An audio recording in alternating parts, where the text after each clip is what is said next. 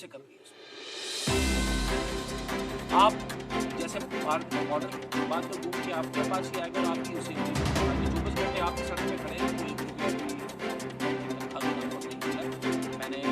बार महुआ express में आपका स्वागत है और मैं हूं राहुल शर्मा। तो आज रामनगर के पूर्व विधायक आर.एस. पठानिया द्वारा एक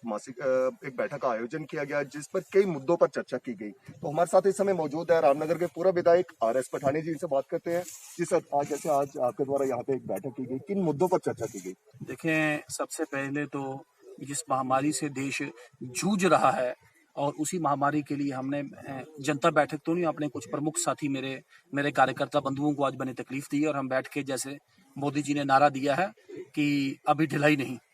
अभी कोई ढिलाई नहीं, अभी महामारी बिल्कुल सर पे है और बिल्कुल जो प्रोटोकॉल, जो एक कटिबद्ध तरीके से इसमें एक सरकार के निर्देश हैं, उन निर्देशों का बिल्कुल एक सख्ती से और जिसे कहते हैं पूरी एक ईमानदारी के साथ सबको पालन करना पड़ेगा। कुछ लोग मिसलीड करने की कोशिश कर रहे होंगे, लेकिन हमारा ये होगा, कोई ढिलाई नहीं अभी तक। दूसरा, ठीक है, महामारी है, ऑफिसर लोग काम कर रहे हैं, लेकिन डेवलपमेंट के इश्यूज में या लोगों की रोजमर्रा के जो मुश्किलात हैं, चाहे वो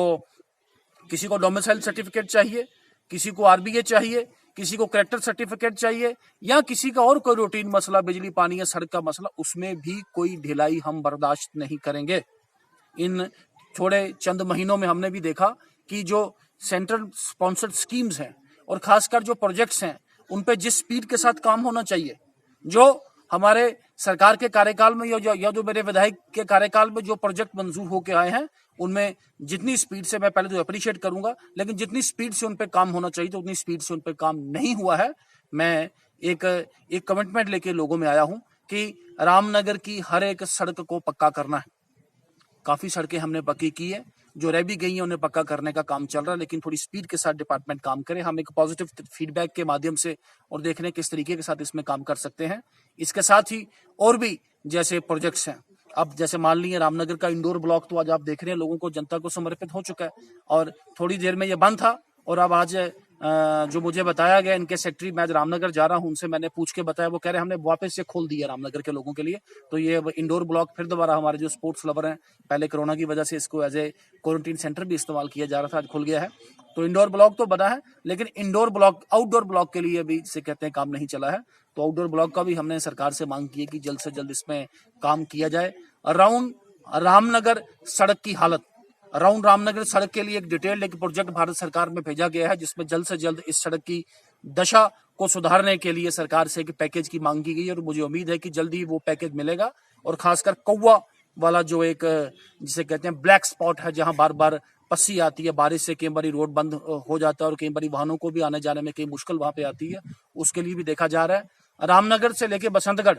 और हमने बार बार कहा है कि रामनगर बसंतगढ़ का जो सीआरएफ का फेज 1 और फेज 2 को जिन लोगों को भी अलॉटमेंट हुई, एक 10 करोड़ की, एक 18 करोड़ की, बहुत ही ढिलाई के साथ उस पर काम किया गया और अब सुना है कि काम बिल्कुल तकरीबन बंद ही कर दी है। तो हम इसमें भी सरकार से मांग की है कि जल्द से जल्द उसका जो पेंडिंग जो पेमेंट जो उसका उनका पेमेंट इशू क्लियर करके, या थ्याल टू चौंतरा माता वाला जो हमारा प्रोजेक्ट है सीआरएफ का, 28 करोड़ का प्रोजेक्ट है, ड्रीम प्रोजेक्ट है, इन दोनों तहसीलों को, इस धार को जोड़ने का एक प्रोजेक्ट है, तो उसमें भी जिस स्पीड से काम होना चाहिए उस स्पीड से नहीं हुआ है। इस गवर्नर राज में मैंने बार बार कह दिया कि ऑफिसर साहिबान को दिन दुगनी और रात चुगनी जिसे कहते हैं मेहनत करके इसको सरे अंजाम लाना पड़ेगा, लेकिन जिस स्पीड से काम होना चाहिए, मैं बार बार बोलूं कि नहीं हो रहा। तो कह रहा जनरल रिव्यू किया जा रहा है और कोविड मैनेजमेंट में भी हम किस तरीके से इसके महामारी को रेडिकेट करने में, खत्म करने में हम कंट्रीब्यूट करते हैं, उस पर भी सोच विचार आज किया गया है। जैसे कि लोक निर्माण विभाग के स्थायी कर्मचारी जो काफी दिनों से स्ट्राइक पर बैठे हुए हैं, उनके द्वारा भी आज आपसे मुलाकात की गई, किस तरीके से इनकी मुश्किलात को सामने लाया जाएगा? देखिए, खुल के बात की है इनके साथ और एलजी महोदय से पहले भी बात की और दोबारा भी बात कर रहे हैं। पीडब्ल्यूडी विभाग तो है ही है, लेकिन इनके साथ